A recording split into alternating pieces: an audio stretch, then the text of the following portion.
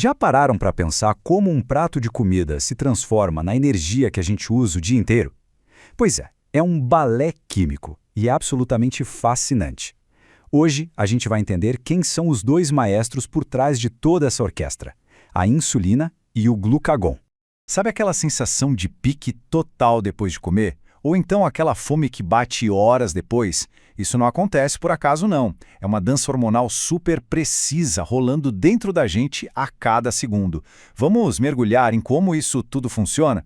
E o centro de comando de toda essa operação é um órgão que muita gente só lembra na hora da digestão, o pâncreas. Mas olha, ele tem um trabalho secreto que é vital: regular toda a nossa energia.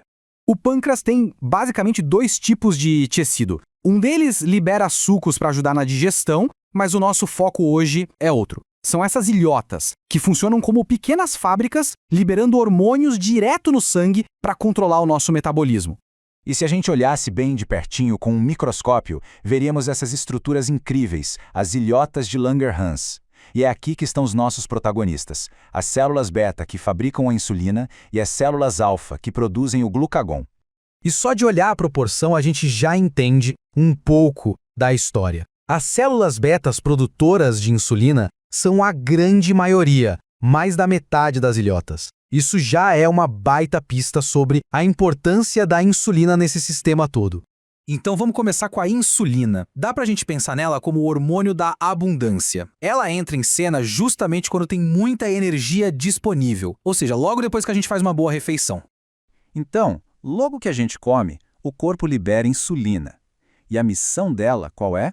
É pegar toda essa energia extra da comida e guardar para depois. A insulina funciona como um gerente de estoque, garantindo que o açúcar seja guardado como glicogênio no fígado e nos músculos, e o que sobra vira gordura. Nada se perde. A fabricação da insulina é quase uma linha de montagem de alta tecnologia. Começa com uma molécula grandona, que depois é dobrada e modificada. E aí, no passo final, ela é cortada para liberar insulina ativa, prontinha para entrar em ação. E aqui a gente vê esse momento final em detalhe. A molécula de pró-insulina é dividida, e aí sim, temos a insulina ativa, pronta para cair na corrente sanguínea e fazer seu trabalho. E de quebra, ainda libera um outro fragmento, o peptídeo C. Mas como a insulina funciona exatamente? Bom, ela não entra nas células. Em vez disso, ela se encaixa num receptor que fica do lado de fora, na superfície da célula. É como uma chave que se encaixa perfeitamente na fechadura. E esse encaixe é o que dá o sinal. E no momento em que a chave gira na fechadura, uma série de reações acontece dentro da célula. O resultado mais imediato disso tudo é como se portões se abrissem, deixando a glicose entrar, principalmente nas células dos músculos e da gordura, para ser usada como combustível. Resumindo então, a insulina dá a ordem para os músculos e para o fígado: estoquem glicose. Os músculos guardam para ter energia rápida para eles mesmos. Já o fígado cria uma reserva central que pode ser usada pelo corpo todo quando precisar. Agora, vamos virar a página e ver a outra metade da história. Se a insulina é o hormônio da abundância, o glucagon é exatamente o contrário.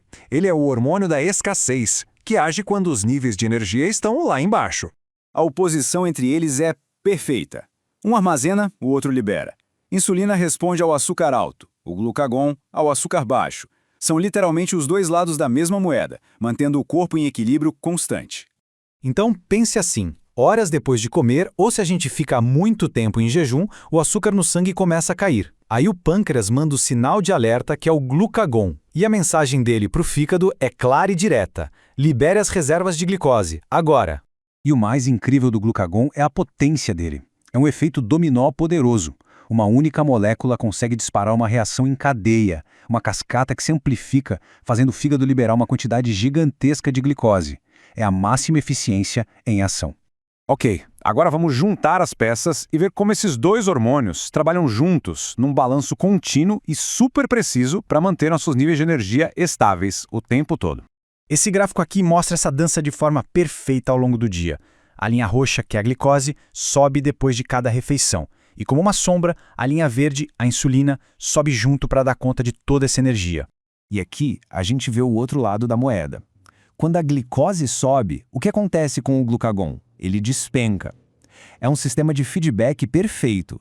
Se tem muita energia disponível, o sinal para liberar mais energia é simplesmente desligado. Mas seria um erro pensar que a insulina só lida com açúcar. O papel dela vai muito além disso. A influência dela alcança as proteínas, as gorduras e, acredite, até o nosso crescimento. A insulina é, na essência, um hormônio construtor. Ela ajuda as células a pegarem aminoácidos para criar proteínas novas e, como a gente viu, manda o excesso de energia ser guardado como gordura. E mais, ela é uma parceira fundamental do hormônio do crescimento. E para entender o poder dessa parceria, a fonte original traz esta citação que é muito impactante. Ela mostra que hormônios não trabalham sozinhos, eles formam um time. É a combinação deles que cria resultados espetaculares, provando como tudo no corpo está interligado. Essa regulação da insulina e do glucagon é só um dos inúmeros exemplos da complexidade incrível que está operando dentro da gente a cada momento. E isso nos deixa uma reflexão, né? Que outras maravilhas silenciosas estão mantendo o nosso corpo em harmonia sem que a gente nem perceba. Se você está gostando dessa aula, eu recomendo acompanhar ela lendo o slide sobre o conteúdo que estará no primeiro link da descrição.